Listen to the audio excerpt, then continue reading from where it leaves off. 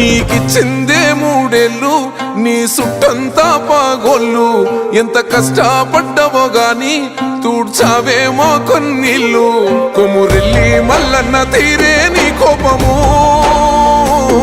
కొట్లాడినవేగా అసెంబ్లీలో మా కోసము మళ్ళీ నీ గెలుపు కోసం దుబ్బక మొత్తం ఒక్కటై వస్తున్నవే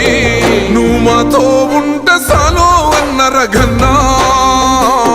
సుడిగుండాలే దండాలు పెడతాయిలే మా కన్నా నువ్వు మాతో ఉంటే సాలో అన్న రఘన్నా